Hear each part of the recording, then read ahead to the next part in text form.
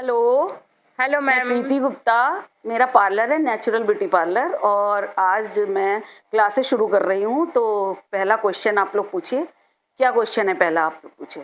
Hello ma'am, beauty parlour का क्या मतलब है? हमें इसके बारे में पूरी जानकारी चाहिए है।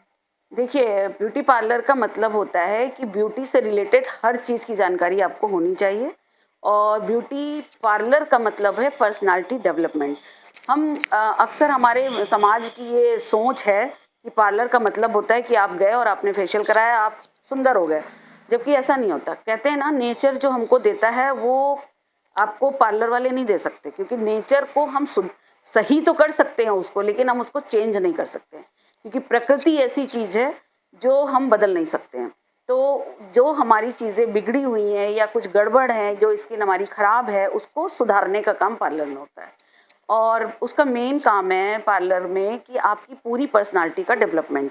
जैसे कि अगर आपकी मान लेते हैं स्किन गड़बड़ है, तो स्किन को कैसे सही करना है या उसके लिए क्या प्रोडक्ट यूज़ होंगे, आपको किस तरीके से देखभाल करनी है, आपकी स्किन को क्या चीज़ सूट करता है, ये जानकारी आपको पार्लर से मिलती है। और दूसरी चीज़ है, अगर आपकी पर्सनालिटी डेवलपमेंट हुआ है, यानी कि आपका रहन सहन का तरीका, आपका बात करने का तरीका, आपका खड़े होने का तरीका और आपके रहने का तरीका, तो आप पार्लर सफल हैं। वरना पार्लर का मतलब ये नहीं होता, जो हमारे यहाँ बहुत बड़ी ये सोच है लोगों की, कि पार्लर में जाके लोग चेंज हो जाते हैं। ऐसा नहीं है। वो चेंज करने का काम, अगर कोई अच्छा पार्लर वाला है तो वो आपका पूरा पर्सनालिटी चेंज करता है और इसी को पार्लर कहते हैं। जी मैम, बताने के लिए थैंक यू। और अगला क्वेश्चन क्या है आपका? मैम, फेशियल का क्या मतलब है? लोग आते हैं कहते हैं फेशियल किया गोरे नहीं हुए, इसका क्या मतलब है? देखिए, फेशियल होती है मसाज, जैसे कहते हैं ना बॉडी मसाज। जी बॉडी मैम। मसाज का मतलब क्या होता है, आप बताइए हमको।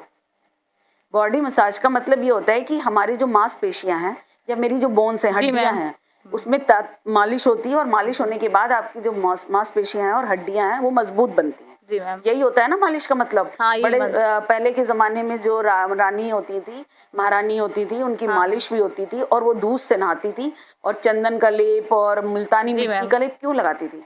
क्योंकि उनको एक अपनी बॉडी को निखारना था। सुंदर का मतलब ये नहीं होता है कि आपने आपकी मांसपेशियां मजबूत होंगी तभी आप सुंदर जी दिखेंगे। मैम। पता चला आपकी स्किन खराब है और अगर आपने स्किन का ध्यान नहीं दिया तो आप समय से पहले बूढ़े हो जाएंगे। जी। तो उसको मेंटेन करने के लिए फेशियल का काम, जैसे बॉडी का होता है मालिश, वैसे ही आपका फेशियल होता है आपकी चेहरे को अच्छा करने के जी लिए। मैम। अब कहते हैं लोग, ये धारणा है लोगों में कि गोरे हो जाते हैं, जबकि ये मिथक है।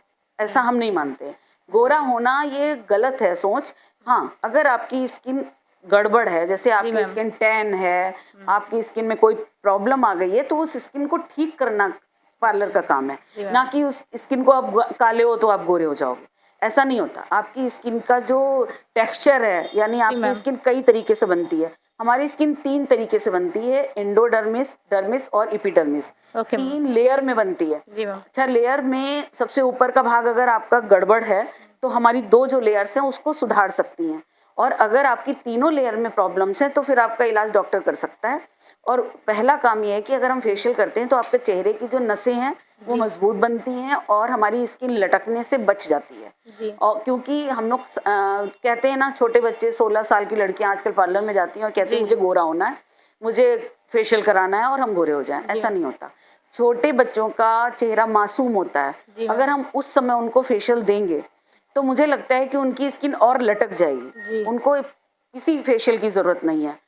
हाँ, 50 अबव 50 40 के ऊपर जितनी भी लेडीज हैं उनको फेशियल कराना चाहिए, और जो छोटी लड़कियां हैं उनको क्लीन अप कराना चाहिए, क्योंकि वो बाहर जाती हैं, पढ़ती हैं, लिखती हैं, तो उनके एक डस्ट की लेयर बैठ जाती है जो कि हमारी स्किन को खराब करती है। मुहासे हो जाते हैं, पैचेस हो जाते हैं, झाइयाँ हो जाती हैं। उसको बचाव के लिए आप बहुत ज़्यादा नहीं तो आप क्लीन अप करा सकते हैं, वो भी 2 महीने में एक बार। बाकी आप घर में अपने चेहरे का और अपनी स्किन का ध्यान रखें, उससे आपको बहुत जल्दी फ़ायदा मिलेगा। Okay ma'am, thank you. अगला क्वेश्चन। ओके मैम, मेरा क्वेश्चन ये है मैम, थ्रेडिंग करते समय हमें कौन कौन सी सावधानियां बरतनी चाहिए? थ्रेडिंग करते समय सबसे पहला काम है कि कस्टमर को बहुत ही खुश होकर आपको बुलाना है। आपका चेहरे पे हंसी होनी चाहिए। क्लाइंट आपके नेचर से आपसे जुड़े, यस मैम। क्योंकि कहते हैं ना, औरत हमेशा औरत से तब जुड़ती है जब वो दिल से करीब होती है। क्योंकि आदमी तो जुड़ने में देर नहीं लगाते, पर औरतों को जोड़ना बहुत कठिन काम है। और औरतें जो होती हैं ना, वो थोड़ा सा नेचर अगर अच्छा नहीं है तो कस्टमर नहीं, क्लाइंट अपना नहीं बुला सकती। सबसे पहले आपका नेचर अच्छा होना चाहिए। पार्लर चलाने के लिए आपको अपना पर्सनालिटी बदलनी पड़ेगी। अगर आपको गुस्सा बहुत आता है तो आपको शांत होना पड़ेगा।